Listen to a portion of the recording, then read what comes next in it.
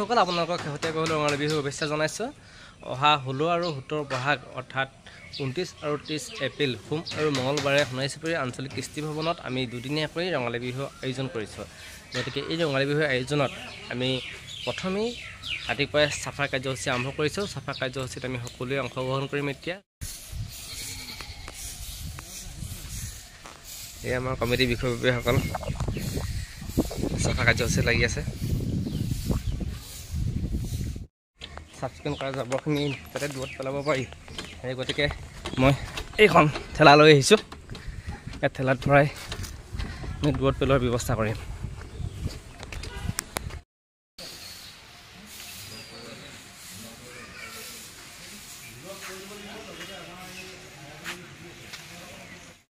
এই আমি হাতত যাবলৈ লাগি গৈছোঁ, তাত ধূলিময় কৰি দিছোঁ।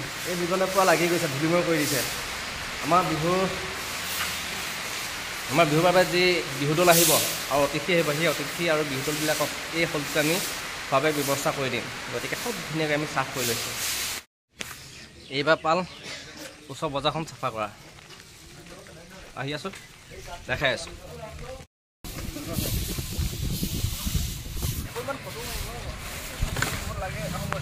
সকলোৱে যদি এনেধৰণে দেওবাৰে কাম কৰিলেহেঁতেন তেতিয়া কি হ'লহেঁতেন কওকচোন? পুৰা ক্লিন হৈ গ'লহেঁতেন মানে।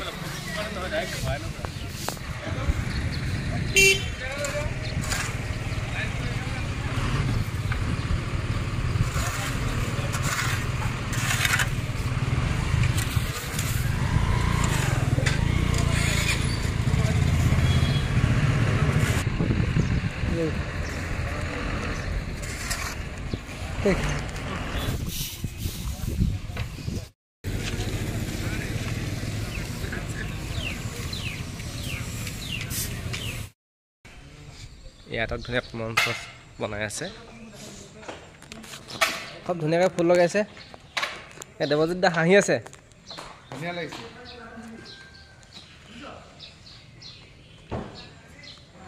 এইজন মালিকে ফুল লগাই আছে, মঞ্চত এটা নিজেই ফুল লগাইছে দেই।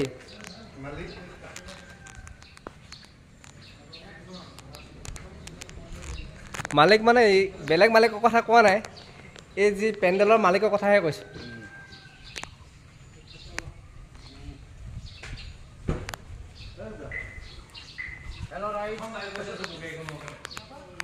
বনাই সম্পূৰ্ণ হোৱা নাই।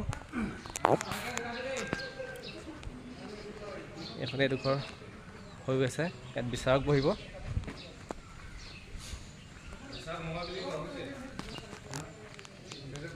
এই আমাৰ ষ্টেজ।